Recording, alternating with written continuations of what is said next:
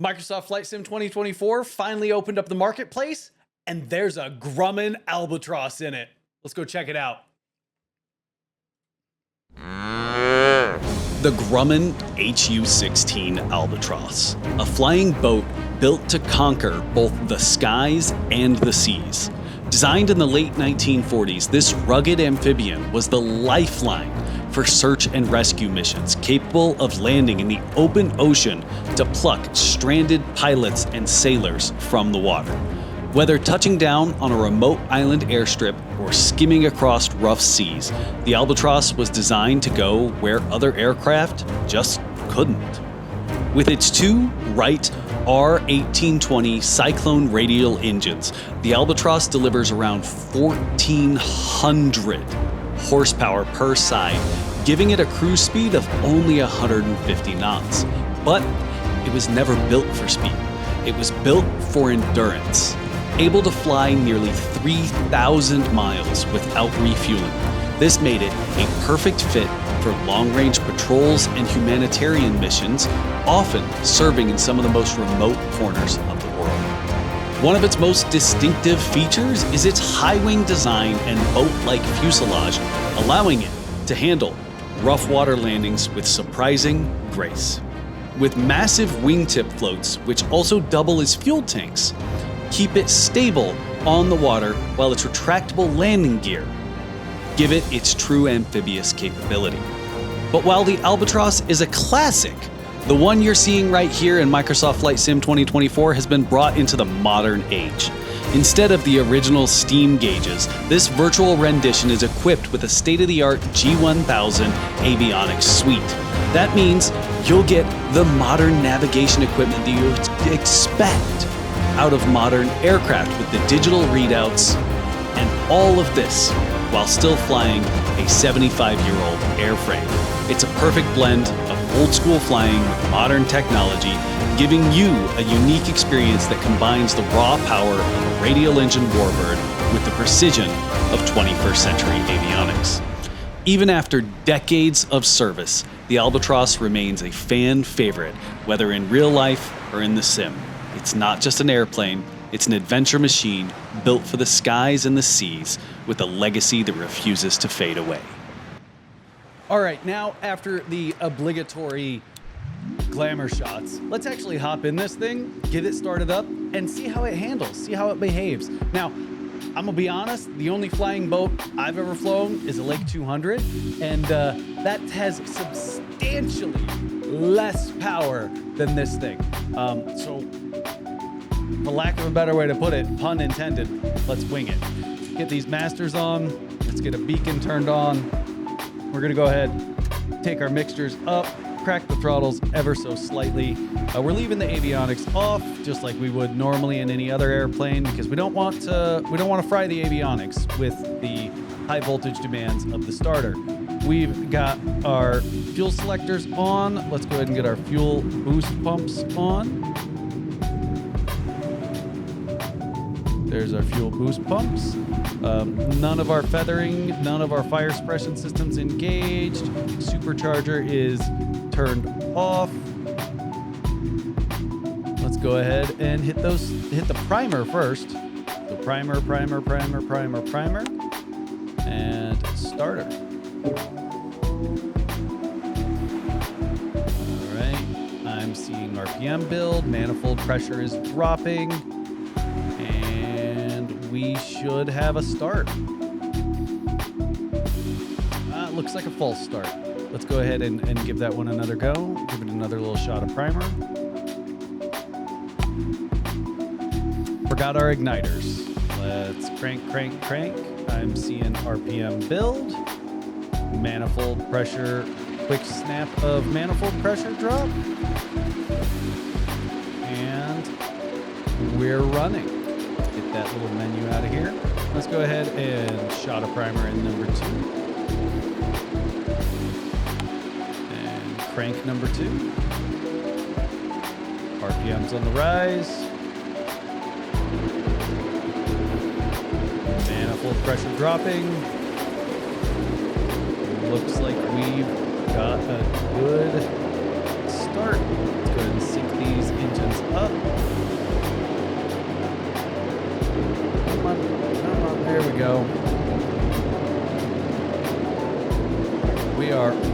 start it up. Let's get those avionics running. And get away from the Statue of Liberty. We do not want to hit the Statue of Liberty. We'll go ahead and drop one notch of flaps, set our supercharger for max power. I don't know if that's excessive, but we're gonna do it. All right, let's see how the Albatross, one of the last big flying boats that you can still buy, believe it or not, is gonna handle. Let's smoothly increase the power. Power's in full. Get up on step. Ooh, wow, she popped up on step. Easy. Ooh, whoa. Looks like there was a dual step. And we should be able to take off. And we're up. Wow. She popped up quick. Yeah, I need one of these. I need one of these bad. Let's get our trim running so that we can get this engine back to a reasonable power setting. There's no need for us to be pumping 60 inches of manifold pressure right now. Props are back, lights are on, showing that they've synced up. Let's just do a quick lap through New York City. Sully ain't got nothing on us. Like, hey JFK, we're landing in the Hudson, and we're gonna be just fine actually. No need for you to send any boats or anything. Sorry. Maybe that's an inappropriate joke. You know, obviously what Sully did was insane. I don't even know if I'd be able to accomplish that in a real seaplane, let alone accomplishing it in an A320. But let's see if we can go land in New York City. This plane, it's not too quick. It's got a cruise speed about 145. So I don't think we're going to be taking it on any long cross countries, but it is definitely something that if you were to own personally, living out of this airplane would be, to be honest, life goals. Life goals. If I could ever afford one of these, I don't even know, man. I don't even know. Like, looking at the cabin that's in this with the sink and the fridge and the microwave, and it looks like there's supposed to be a toilet in that aft berth, or a shower or something. It looks like there's some way that you could use that to make this thing a little bit more livable. I know I saw one on Barnstormers a little while back for $400,000 set up as a camper. Like shower, double bunks, sink, microwave, even one of those little ovens that rock, like that you get on a sailboat. If I ever had them, you know what? 1 million followers, 1 million subscribers here on YouTube. We'll go buy an Albatross. I know that's aiming big, but just think, like 2-3 years from now, somebody's gonna bring this up. Be like, wait a minute, we're about to hit 1 million followers. Didn't you say you were gonna hit an Albatross if we got 1 million followers? Where's that damn Albatross, man? So I'm probably gonna regret this sometime later. But airspeed's under control. This thing actually can get pretty slow. You know, I'm getting a decent, fairly flat attitude at around 74 knots, which is really what you want in a seaplane for nice smooth step landings. It's a very flat attitude. So we're maintaining appropriate attitude, going to reduce power to establish a small descent, and then we should be touching down right there. Let's keep from porpoising. Ooh, there's a little bit of porpoise. Let's get some reversers in. Get this thing slowing down. Oh yeah, it has reverse. I think we might have noticed that earlier when I was taxiing around. But this thing is awesome. I would give anything to have one of these, but I'm glad that we got a chance to operate one in Microsoft Flight Sim. You know, this bird handles absolutely amazingly. I love what Microsoft Flight Sim did with it. But let's see how she handles some emergencies.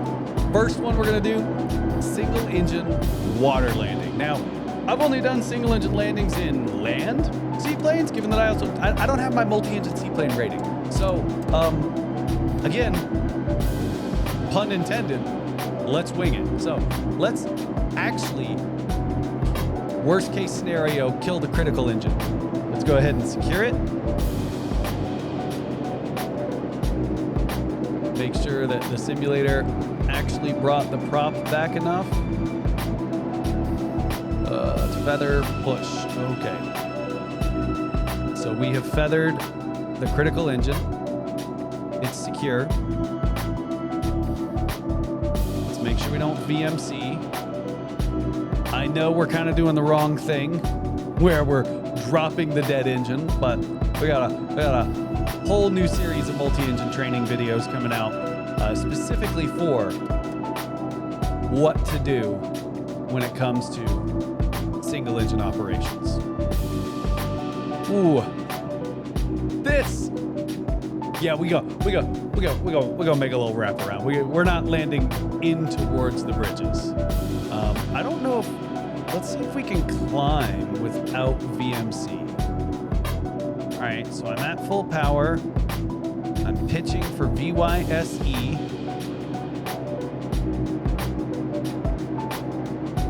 Which is 106. I'm having to give it a lot. Oh, that's full rudder. That's full rudder. I do not think that we should get any slower in this airplane. I actually think I should probably bring some power out to prevent a VMC. There we go. I am still at full rudder, but I am I'm turning that way so that I can have a longer landing roll. Get a little bit more power since we're lifting that dead engine. A little bit of trim.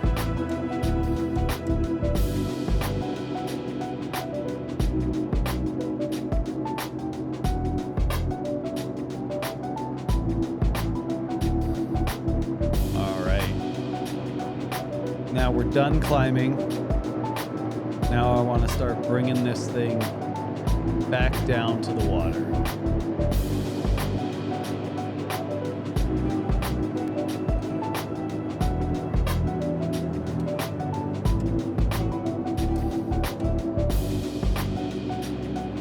Oh, there's a departure. Let's avoid that.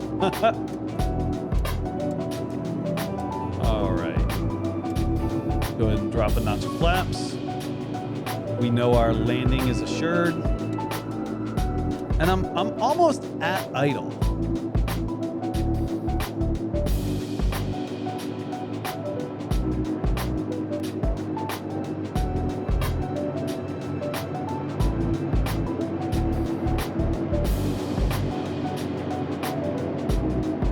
Keep reducing that power. Bring this thing down. Once we get close to the water, we'll bring some power back in. But we're also coming in with a bit extra speed because if, let's say, the other engine dies too, I have enough energy left in this thing to pick that nose up and make for this landing a lot softer. So I'm paying attention to my radio altimeter, showing me 100 feet off the water. Let's start to level this thing out. Keep letting it come down or reduce our rate of descent. Got some power back in. Ooh, a little porpoise, There we go. He's under control. Now I'm avoiding the reverser because I don't know how this thing's gonna whip if I kick that reverser in. I don't know if I've got enough rudder authority to counteract that reverser. I do not have enough rudder authority, but I'm pretty much stopped. Let's get some rescue crew out here and tug us to the Lady Liberty. Now, we're not actually going to do that. Let's get this engine out of feather and see how a single engine takeoff goes, like a V1 cut.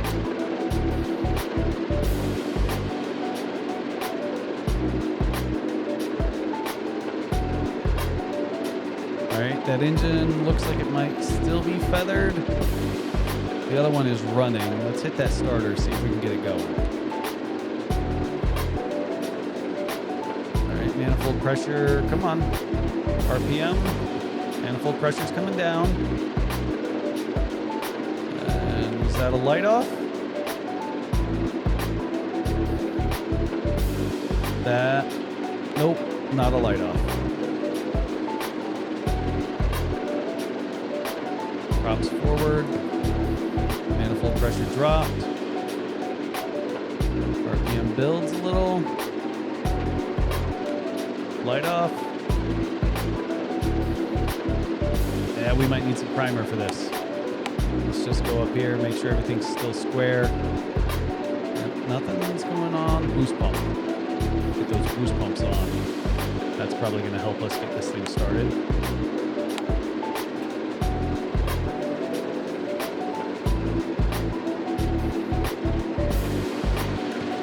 All right, quick snap on that manifold pressure. Come on. And we've got light off. All right. Now V1 is 83 knots in this thing. So let's try for a V1 cut. 0 flaps, V1 cut, and see how it goes. I see I got plenty of runway, plenty of waterway, power's full, mixture's rich. Pops right up on step.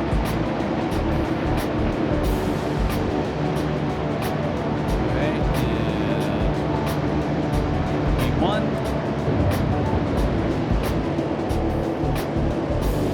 Not bad. Not bad at all. Pick up that dead engine. But I can't do an appropriate split on the rudder, and I mean I'm at full rudder, but I do still have some control of this aircraft. VYSE.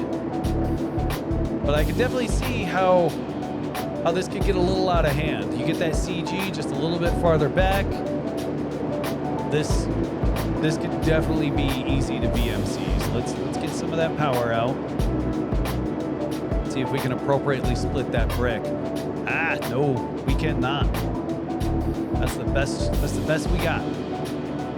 Let's see if we can at the very least get a little bit more speed into this thing. See if we can get that rudder to be more effective. Doesn't look like it.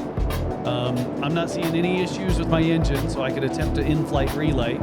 Let's see how it goes. Well, actually, we never secured it. That thing is still out there windmilling.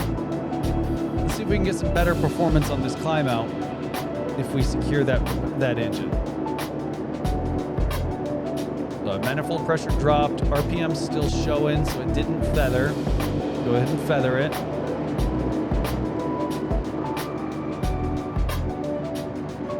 And it looks like we're doing a little bit better, but it's still not great. A little bit better, but still not great. We can build more speed, but that rudder is still requiring so much rudder. Maybe we should bring that supercharger back. Help keep this under control. All right, it's not that bad. Now, dual engine failure. Secured it all. Let's see how a dual engine failure, dead sticking it in, goes.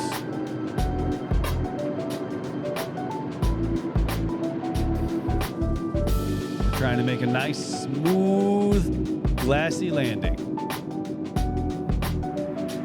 All right. I'm within my flap range. Let's go ahead and introduce some flaps.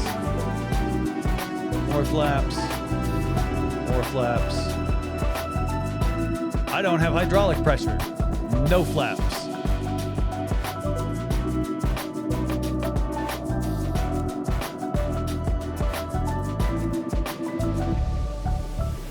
And this is why this is a two-person airplane, because the hydraulic handle is down there, and I cannot reach it right now. So, ooh, I had a little bit of pressure. Let's see if I can get these flaps the rest of the way down. I cannot. All right.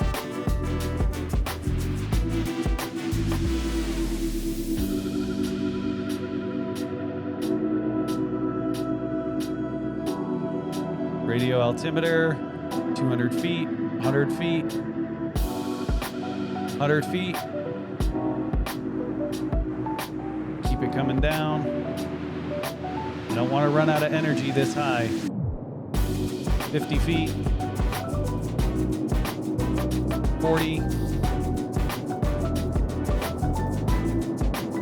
10.